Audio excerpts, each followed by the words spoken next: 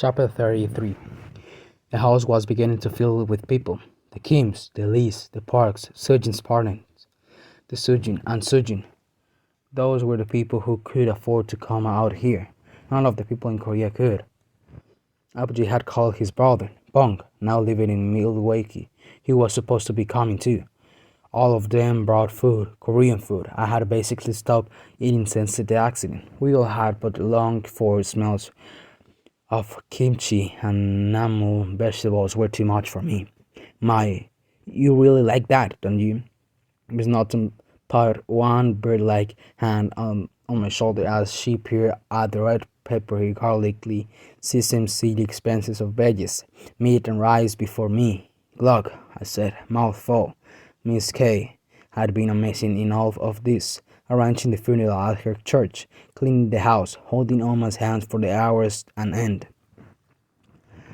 Oma had barely come out of her room since the accident. Now Miss K was going to stay with a friend so we could have more room, especially when Bong showed up. We would all be meeting at the funeral. Bong arrived my bus right into the Arvin River at the gas and car. Abuji and I went to pick him up. He was the same old Bong, hair sticking up like a roaster's gum.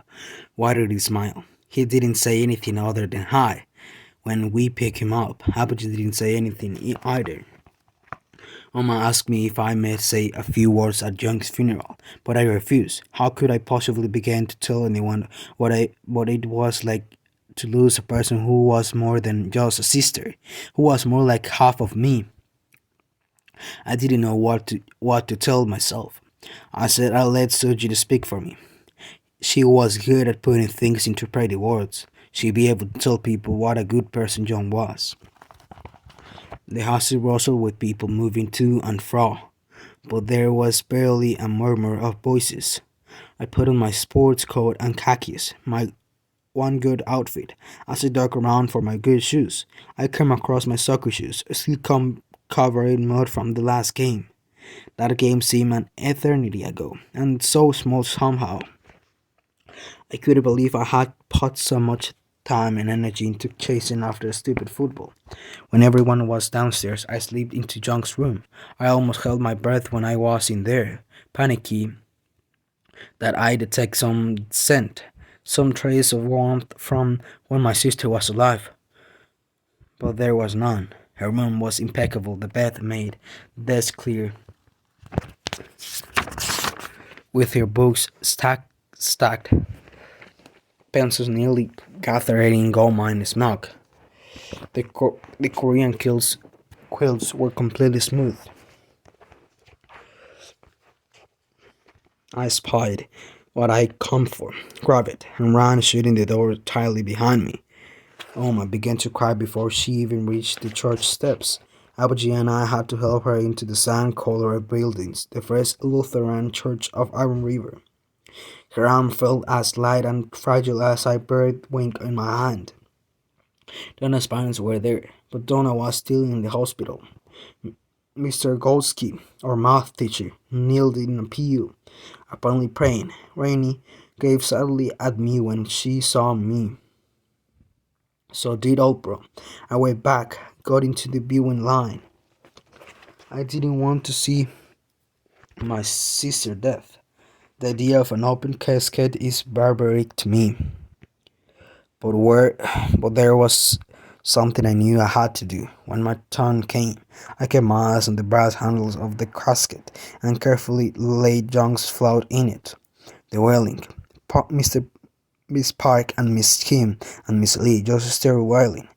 You. And flailing their arms around. Other people in church, including the Reverend Miss Hanson, jumped, then stared, like they aren't sure what's going on. You. Oma had done this ominous funeral, but not this loud, this intense. The air raid noise went on without stopping for even a second, and I started to feel like it was going to burst my head from the side. You. Meg didn't stop. I wanted to shout. But when I look over at Oma and Abuji, half expecting them to have their hands over their ears, I saw that they looked strangely calm, as if these women were doing the noisy and messy grabbing they couldn't themselves.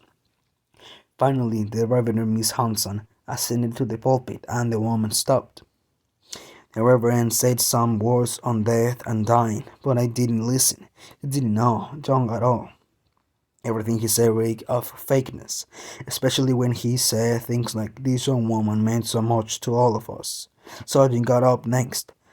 She was carrying a Korean English Bible, just like Abuji's. She was pale, her black eyes liquid. She opened the Bible on its ribbon and began to read. For everything there is a reason and a time for every matter and on the heaven. A time to be born and a time to die. A time to plant and a time to pluck up what is planted. A time to kill and a time to heal. A time to break down and a time to build up. A time to weep and a time to laugh. A time to mourn and a time to dance. A time to cast away stones and a time to gather stones together. A time to seek and a time to lose. He has poured eternity into man's mind, yet so that he cannot find what God has done from the beginning to end, that which is already has been, and God seeks what he's been driving away. Jesus, said Jean, corny even in her grief. I wish it would rain, or snow, or do something as we fill out for the trip to the cemetery. But the sky was clear. It couldn't be long, though. Before the ground was completely frozen, we all stood and stared at the casket. Everyone in our family was going to bow, in reverse order. The woman started wailing, but more quietly this time. As I walked in front of the casket, since I could remember, I had gone to my parents every say New Year's, so I snagged to my knees and performed a bow without even thinking about how to do it. If young Spirit was truly around somewhere, she'd probably be laughing at me, practically shoving my face in the dirt for her. Oma and Aoji went next, together. Oma, supported by Miss Spark and Miss Lee, did a small dip. I could see tears silently flowing down her face. I was thinking of this Korean proverb that Harmony had told me. When parents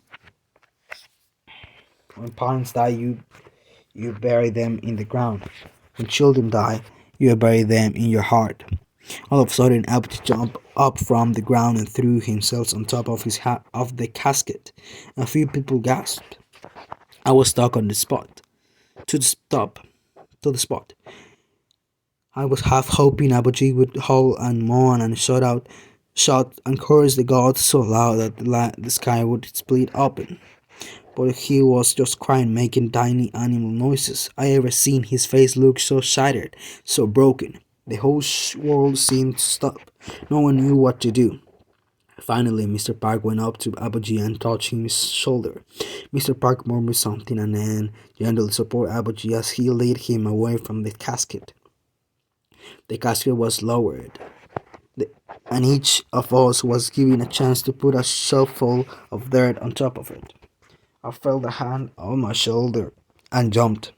I looked, but no one was there. Oma and Abuji were both watching the casket. The tears now dried on their faces. There was no breeze. Then it was over. Miko came and gave me a bone-crunching hug. I held onto him like he was a dream. And gratefully he didn't say anything. I couldn't start any more words.